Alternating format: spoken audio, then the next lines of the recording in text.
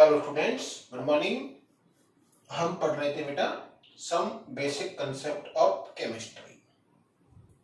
हो सकता है आप में से कई बच्चे ये सोच रहे हों कि सर बहुत ज्यादा पढ़ा रहे हैं। ये आपको किताब में हो सकता है बहुत कम शॉर्ट में मिल रहा हो, ठीक है।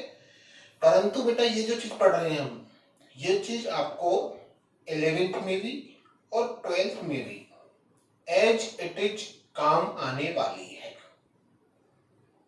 जो हम पढ़ रहे हैं ये बात आपको बिल्कुल यूं की क्यों 11th और 12th दोनों क्लास में काम आने वाली है, इसलिए इसे हमें थोड़ा अच्छे से ही पढ़ना होता है, ठीक है बच्चों। तो लास्ट लेक्चर में हमने डिस्कस किया था पार्ट्स पर मिलियन और पार्ट्स पर बिलियन के बारे में, ठीक है। अब हम 2-3 क्वेश्चन कर लेते हैं पार्ट्स पर मिलियन और पार्ट्स पर बिलियन के। जैसे एक क्वेश्चन है बेटा, एक 500 ग्राम टूथपेस्ट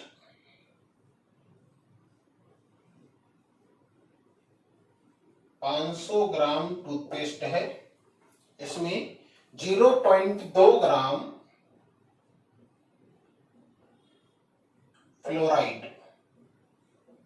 500 ग्राम टूथपेस्ट में 0.2 ग्राम फ्लोराइड उपस्थित है, तो फ्लोराइड की सांद्रता ppm में ज्ञात करो। क्वेश्चन दोबारा सुनिए बेटा। जो क्वेश्चन है वो ये कह रहा है मेरे पास 500 ग्राम टूथपेस्ट है जिसमें 0.2 ग्राम फ्लोराइड है, तो मुझसे पूछ रहा है फ्लोराइड की सांद्रता ppm में। क्लियर? तो आपको टूथपेस्ट का वेट दे रखा है, मींस बिलियन की मात्रा दे रखी है और वो है आपके पास 500 ग्राम। और विलेय है यहां पर फ्लोराइड,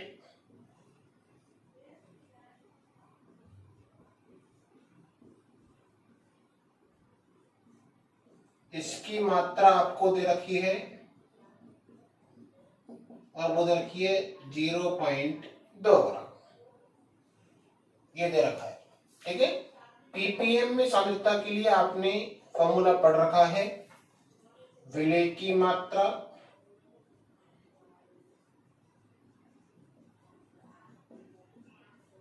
वटे बिलियन की मात्रा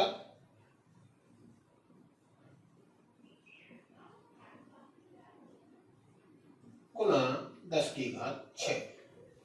बस यहां याद रखने की बात यह है कि जिस यूनिट में, जिस इकाई में आप ऊपर की राशि लोगे उसी इकाई में आपको नीचे वाली राशि लेनी है, ठीक है। अर्थात विलेय की मात्रा है आपकी 0.2, बिलियन की मात्रा है आपकी 500 और ये हो गया आपका 10⁶ को लिखता हूं मैं इस प्रकार से,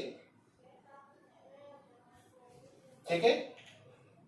कट करोगे 0.4 मल्टीप्लाई बाई 10⁻³ या 400 ppm, ठीक है। ये आ जाएगी आपकी ppm में सांद्रता।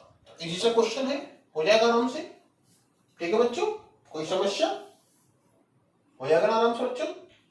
नेक्स्ट क्वेश्चन देखिए।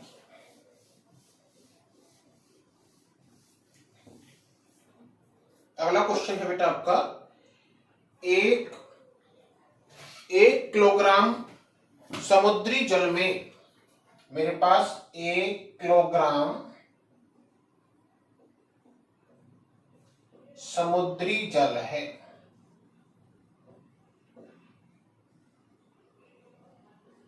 समुद्री जल में 5.8 गुणा 10⁻³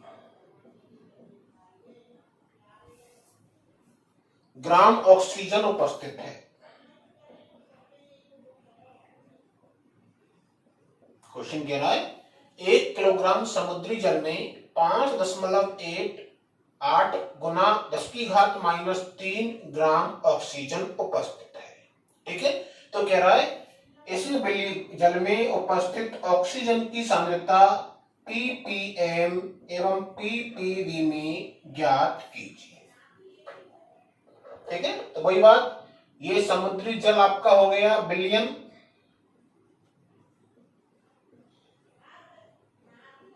जिसकी मात्रा दे रखी है आपको 1 किलोग्राम, या बोल सकते हो आप 1000, और ये है ऑक्सीजन विलेय, इसकी मात्रा दे रखी है आपको 5.8 10⁻³ ग्राम। तो वही ppm निकालोगे आप, तो विलेय अपॉन विलियन गुना 10 की घात 6, इन 3 बिंदी से ये 3 बिंदी, इन 3 बिंदियों से ये 3 बिंदी, आ जाएगा 5.8 ppm। ठीक है, वहीं आपसे ppv की बात करें तो वही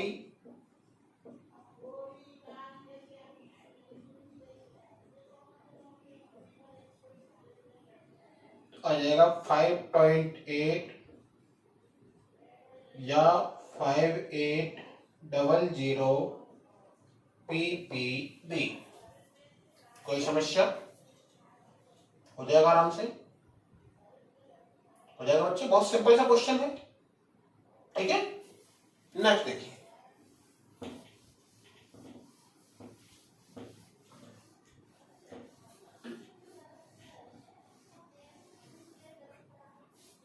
अगला क्वेश्चन थोड़ा सा अच्छा है।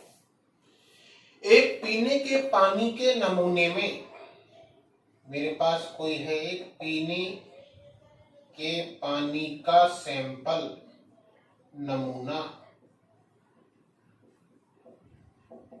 इसमें 15 ppm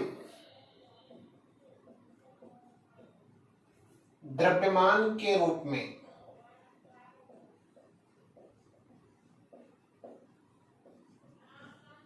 एक पीने के पानी के नमूने में 15 ppm द्रव्यमान के रूप में क्लोरोफॉर्म,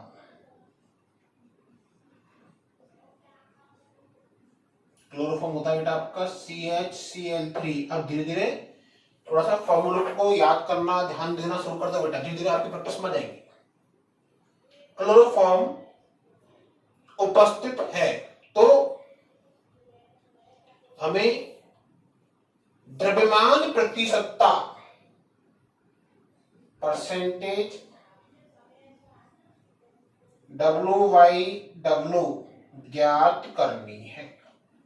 थोड़ा सा अच्छा क्वेश्चन है, थोड़ा सा बस। ppm में सांद्रता दे रखी है और इस सांद्रता को इस रूप में बदलना है बस। भाई यहां दे रखी है आपको ये, इसका मतलब क्या हो जाएगा, ppm बराबर विलेय का द्रव्यमान बटे विलयन का द्रव्यमान मल्टीप्लाई में 10 की घात 6, क्योंकि बेटा देखो द्रव्यमान के रूप में है, लिख दिया मैंने द्रव्यमान। ठीक है, इसका मान दे रखा है आपको 15। ठीक है, बराबर विलेय का द्रव्यमान बटे विलयन का द्रव्यमान गुना 10 की घात 6। अब यदि आप देखो इसको, परिभाषा को ध्यान दो, तो परिभाषा की तरह मैं कह दूं, यदि विलयन का द्रव्यमान में कह दूं 10 की घात 6 ग्राम, तो हो जाएगा विलेय का द्रव्यमान बराबर 15 ग्राम।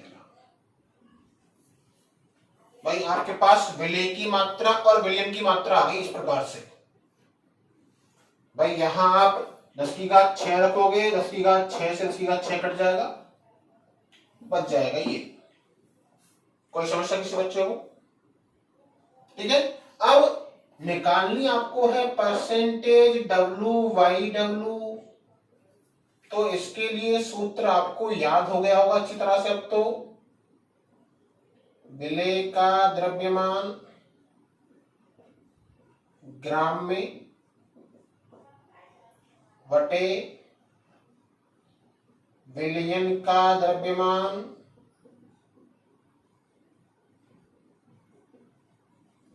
ग्राम में मल्टीप्लाई बाई 100। बस वैल्यू पुटअप करनी है, 15 बटे 10 की घात 6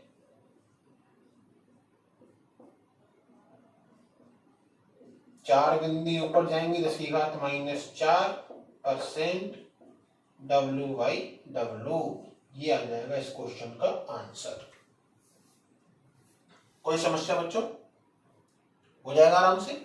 ठीक है, तो इस प्रकार के क्वेश्चन बनते हैं बेटा पीपीएम और पीपीवी से।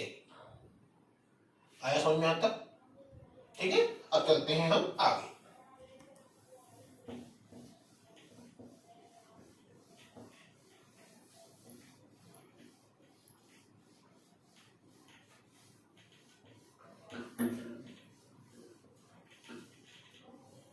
अब बच्चों हम अगली सांद्रता की राशि जो है उसे पढ़ेंगे। ठीक है, और वो है आपकी मोल भिन्न।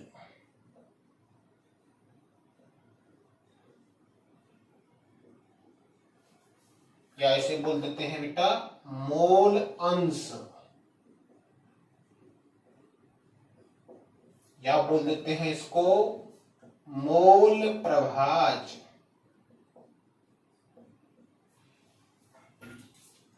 इंग्लिश में बोलते हैं इसको मोल फ्रैक्शन।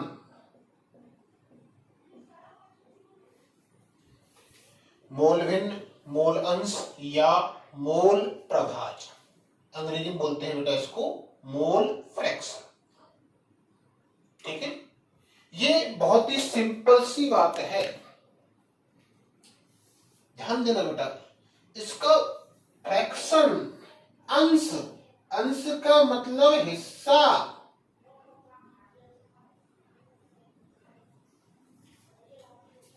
भाग, क्लियर?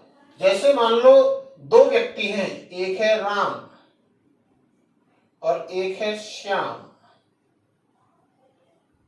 बेटा ध्यान देना, बहुत सिंपल चीज है। एक है राम, एक है श्याम। राम ने मान लो 100 रुपए मिलाए किसी काम में, श्याम ने मान लो 150 रुपए मिलाए किसी काम में। क्लियर? ठीक है, और मान लो जो काम इन्होंने किया उस काम की टोटल कॉस्ट जितने में सेल की इन्होंने वो आई 500 रुपए। तो अब आपसे पूछ ले भाई राम का हिस्सा कितना, तो आप कहते हो कि सर राम के मिलाए हुए पैसे बटे कुल खर्चा। कुल खर्चा कितना हुआ? श्याम का हिस्सा कितना? भाई श्याम के मिलाए हुए पैसे बटे कुल खर्चा। जैसे निकालते हो भाई, राम का हिस्सा इस काम में इतना, श्याम का हिस्सा इस काम में इतना है कि नहीं है? बस यही बात है मोल अंश। ध्यान देना अच्छी तरह से। ठीक है, जैसे मान लो कोई विलयन बनाया। अब विलयन का मतलब होता है कि उसमें मिलाते हो आप घटक पदार्थ। ठीक है, मान लो आपने दो पदार्थ मिलाए, एक कह दिया आपने साहब मैंने पदार्थ ए मिलाया और एक कोई पदार्थ बी मिलाया। ठीक है, मान लो मैंने ए के मिलाए Na मोल और बी पदार्थ के मान लो मैंने मिलाए Nv मोल। अब मुझसे कह दे कि इस विलयन में इसका मूल अंश, मूल हिस्सा जिसे दिखाते हैं एक्स से, दिखाते हैं इसको एक्स से, अब वास्तविकता में इसे बोलते हैं जीटा, यूं, पर हम सामान्य भाषा में इसको एक्स में बोल लेते हैं बेटा, कोई दिक्कत नहीं। ठीक है, तो एक्स ए इसका हिस्सा भाई इसके मिलाए गए मूल बटे विलयन में कुल मूल। मुझसे पूछ ले बी का हिस्सा, तो बी के मिलाए गए मूल बटे विलयन में कुल मूल। कोई समस्या? ठीक है, तो बात वही क्यों हुई। ठीक है, अर्थात इसकी परिभाषा यदि हम बनाएं तो बनाएंगे कि किसी भी विलयन में किसी पदार्थ के मोल अंश उस विलयन में उस पदार्थ के मोल बटे विलयन में उपस्थित सभी पदार्थों के कुल मोलों के अनुपात के बराबर होता है। ध्यान देना दोबारा से, किसी विलयन में किसी पदार्थ के मोल अंश उस विलयन में उस अवयव के या उस पदार्थ के मोल एवं विलयन में उपस्थित सभी पदार्थों के कुल मोलों के अनुपात के बराबर होता है। क्लियर? ठीक है, अब दूसरा स्टेप देखो बेटा, इसमें ये तो बात है मोल अंश की। जैसे मान लो एक्स ए अवयव ए के मोल बराबर अवयव ए के मोल बटे कुल मोल, तो हम इसको बोल सकते हैं कॉमन भाषा में कि किसी विलयन में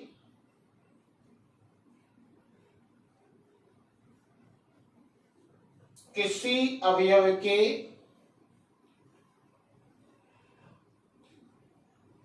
मोल अंश वो हो जाएगा विलयन में उस अवयव के मोल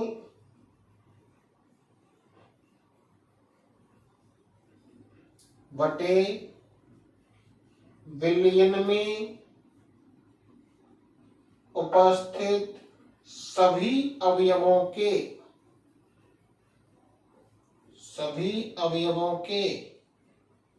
कुल मोल। ये हो जाएगी इसकी फॉर्मूला, कॉमन फॉर्मूला बनाएंगे अपन। क्लियर? ये बन जाएगा इसका कॉमन फॉर्मूला। अब देखना एक और बात, यदि मैं इन दोनों को जोड़ूं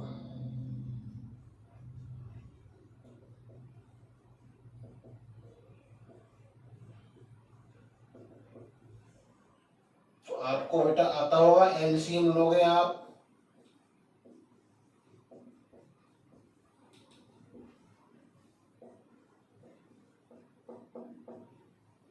कोई दिक्कत, कोई समस्या? क्लियर? ठीक है भाई, आपने एलसीएम लिया 1 के बराबर। ठीक है भाई, कोई दिक्कत नहीं बच्चे को? ठीक है, तो इस प्रकार से यदि आपने देखा तो यहां आ गया 1। इट मींस यदि किसी विलयन में जितने भी पदार्थ होंगे उन सभी पदार्थों के मूल अंशों का योग सदैव 1 के बराबर होगा। किसी भी विलयन में जितने भी पदार्थ होंगे उन सभी पदार्थों के मूल अंशों का कुल योग सदैव 1 के बराबर होगा। ये होता है बेटा मूल अंश के बारे में। हो जाएगा आराम से भाई। मोल अंश ए के मोल अंश ए के मोल बटे कुल मोल, बी के मोल अंश बी के मोल बटे कुल मोल, जितने भी पदार्थ होंगे उसके हिसाब से लिख देंगे मोल अंश को। ठीक है, जस्ट इस तरह से हिस्से के हिसाब से भाई, ए का हिस्सा ए ने मिलाया पैसा कुल पैसा, बी का हिस्सा बी ने मिलाया पैसा कुल पैसा। अब यहां मोल बोल रहे हैं तो ए के मोल बटे कुल मोल, बी के मोल बटे कुल मोल। ठीक है, जो शब्द यूज कर रहे हैं उस हिस्से को बना रहे हैं उस हिसाब से बन रहा है फॉर्मूला। हो जाएगा आराम से। क्लियर बच्चों? पक्की बात है? ठीक है, आगे चलते हैं।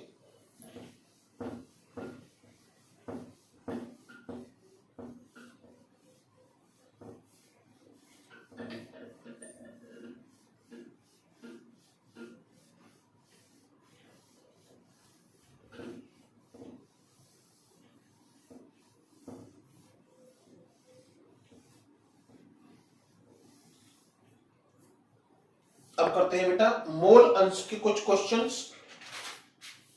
है बेटा। जैसे कह रहा है किसी विलयन में, मेरे पास कोई विलयन है जिसमें 16 ग्राम एथेनॉल, एथिल अल्कोहल एवं 90 ग्राम जल उपस्थित हो तो विलयन में एथेनॉल एवं जल के मोल अंश ज्ञात करो। भाई यहां पर आपको इसकी ग्राम में मात्रा दे रखी है। यदि इस घटक को आप ए मान लो तो लिख दोगे WA, ठीक है। इस घटक को आप बी मान लो, लिख दोगे WB का मान दे रखा है आपको 90 ग्राम।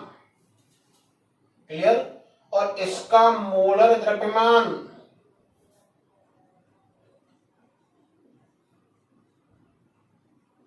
कितना होता है बच्चों? 12, 3, 15, 1, 16 और 16 32। इसका मोलर द्रव्यमान 2 और 16 18। मैं निकालना सीख दूंगा बेटा अब तो इसको आराम से। यूनिट इसकी क्या होती है? ग्राम मोल इनवर्स, ग्राम मोल इनवर्स। ठीक है, पूछ रहा है इसके मोल अंश ज्ञात करो और इसके भी मोल अंश ज्ञात कीजिए। तो इसके मोल अंश के लिए आप कहोगे साहब सूत्र बनेगा Na/Na प्लस NV। इसके मोल अंश के लिए आप कह दोगे साहब सूत्र बनेगा NV/Na प्लस NV। ठीक है, तो पहले Na के मान पता हो, Na बराबर कर दोगे आप WA/Ma 16/32 0.5। ठीक है, NV का मान पता हो, NV के लिए आप कह दोगे 90/18 5। कोई दिक्कत? बस वैल्यू पुटअप करनी है, x से निकालना है। Na की वैल्यू 0.5, यहाँ Na की वैल्यू 0.5 प्लस 5, 0.5 प्लस 5.5, पॉइंट से पॉइंट हट गया 1/11। ठीक है, इसके लिए निकालना है xv की वैल्यू 5/0.5 प्लस 5 बराबर 5/5.5, 50/55 10/11। ठीक है, ऐसे कर सकते हो, या फिर डायरेक्ट इसको 1 में से घटाओगे तो भी क्या आएगा देख लो आप, मैच करके निकलेगा भाई। मोल अंशों का योग 1 के बराबर, या कह सकते हो XA प्लस XV बराबर 1, XV बराबर 1 माइनस XA। सॉल्व करोगे आंसर एक ही आएगा, किसी भी कर लेना। ठीक है, क्लियर? इस प्रकार से बेटा आपका मोल अंश का क्वेश्चन हो जाएगा। बहुत ही सिंपल सा क्वेश्चन है, बहुत इजी सा हो जाएगा आराम से। पक्की बात है? ठीक है, नेक्स्ट क्वेश्चन देखिए। एक क्वेश्चन रहेगा बेटा कि किसी विलयन में निम्न अभिक्रिया होती है। मैं वो कह रहा है मेरे पास कोई एक विलयन है जिसमें एक अभिक्रिया हो रही है, और वो अभिक्रिया दिखा रहा है आपके सामने कि N2 plus 3H2 equals to twice NH3। ये कोई अभिक्रिया हो रही है।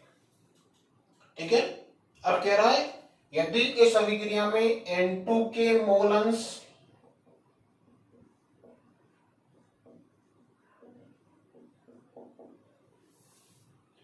(0.2), NH3 के मोल अंश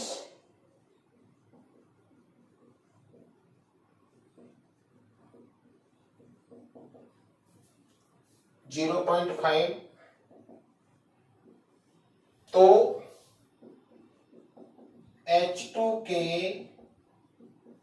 मोल अंश ज्ञात करो। सिंपल सा क्वेश्चन है कि नहीं भैया? भाई क्वेश्चन को पढ़ते पढ़ते आंसर आ गया दिमाग में। भाई आपकी ट्रिक, किसी विलयन में उपस्थित समस्त घटकों के मोल अंश का कुल योग 1 के बराबर है कि नहीं है? अर्थात आपके पास 3 घटक है N2, H2, NH3, तो आप कह दोगे XN2 plus XH2 plus XNH3 की वैल्यू होनी चाहिए 1 के बराबर। निकालना है आपको XH2, कह दोगे 1 minus XN2 plus XNH3। Solve करना है 1 माइनस 0.2 प्लस 0.5, 1 माइनस 0.7, 0.3 आ जाएगा XH2 की वैल्यू। आंसर। मोल अंश भी मात्रकहीन राशि है।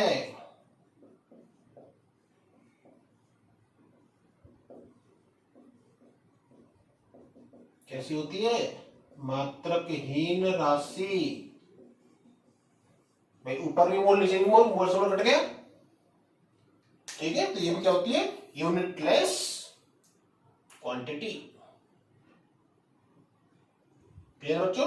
ठीक है, तो ये बात हुई बेटा मोल अंश की। क्लियर? अगले लेक्चर में बेटा हम पढ़ेंगे मोलरता के बारे में। ठीक है, यहां तक आप पढ़ते रहें। कहीं भी दिक्कत आए आप मुझसे डिस्कस करें। धन्यवाद।